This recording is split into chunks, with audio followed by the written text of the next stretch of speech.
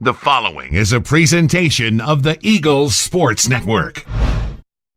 This is the Eagles Sports Network. I'm the voice of the Eagles, Adam Cavalier, alongside Carson-Newman head women's soccer coach Simon Duffy. Debut day for the soccer schedule for 2023, and an interesting slate last year.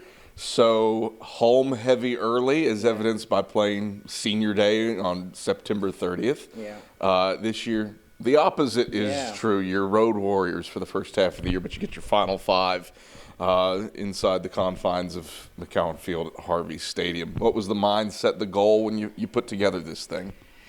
Yeah, I'm happy that for once, and you can tell me for sure, we're home on homecoming for the first time in, I've been here 7 years, so 10 years? Maybe 5 or 6 years ago. Oh, okay.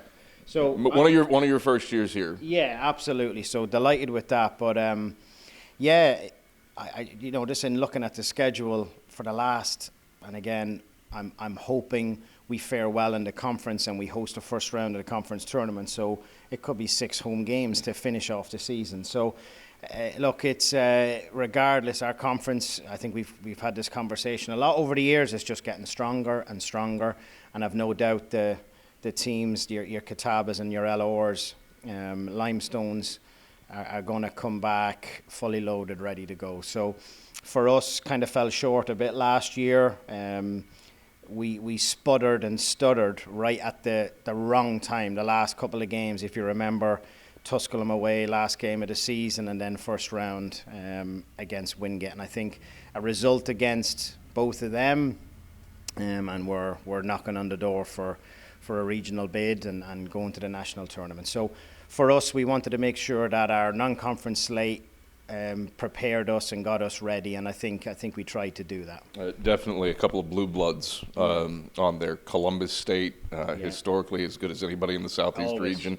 And Lee, of late, has been one of the powers out of the South. You got Young Harris, North Greenville, and Bluefield State on the schedule as well. Young Harris and North Greenville kind of up-and-comers, but challenges in the non-conference schedule, especially late. Columbus State, a late October Monday night surprise inside of McCowan Field. Yeah, we were able to make it work, Call Jay. We were still kind of, it's the hangover from the Queen's debacle.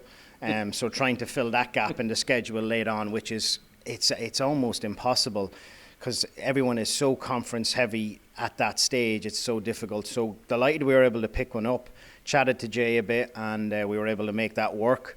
Obviously, we have to return the favour in 2024, so we're looking forward to getting down there. Haven't been there in a while. So, yeah, just excited overall. It's going to be a great challenge for the players, but I think the players we have returning, great group.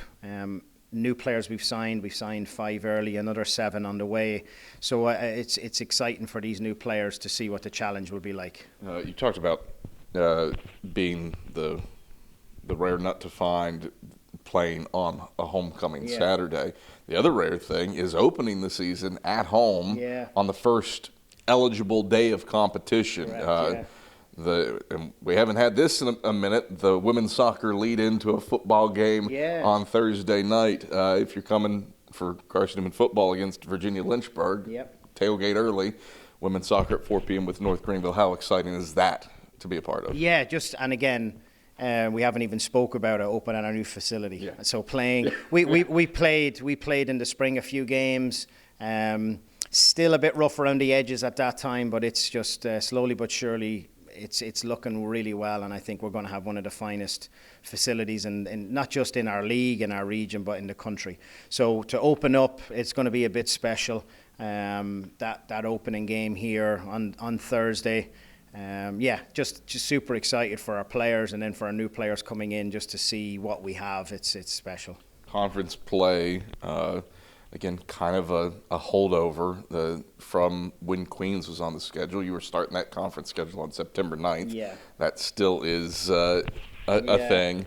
Got to get ready quick for Anderson. What sticks out to you? You kind of alluded to it earlier. Strong league that you have to contend with. Yeah, and Anderson was one of the hiccups we had last year. I don't know if you remember, we had 2 season-ending injuries that game.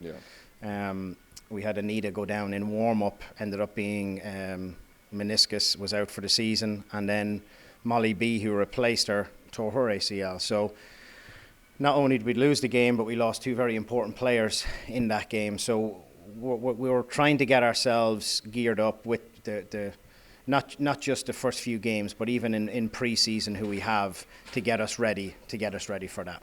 All right, you kind of we've touched on it in spots where the schedule this year is such that you have some really uncommon things headed your way. The Thursday night opener, a homecoming doubleheader with football. If you had to pick just one for somebody to come out and see, and this isn't even talking, we haven't even mentioned the opponents for those. If you had to pick one game that a Carson-Newman fan it's the only game that they can make, what game do you want them to attend? Just for the fan, probably that first game, that opening game. But for our alum, we're going to try and get as many as we can, many bums in the seats for that homecoming weekend. Just get as many back here, men and soccer alum. We've tried to start really reaching out. But for the fan, just that first game, that opening game at home with our new facility, hopefully that will lead to an enjoyment and a buzz and many more games then to attend throughout the season. All right, Duff, thanks for the time. Good luck this year. Thank you. That's Carson-Newman head women's soccer coach Simon Duffy. I'm the voice of the Eagles, Adam Cavalier, and this is the Eagle Sports Network. I forgot about that.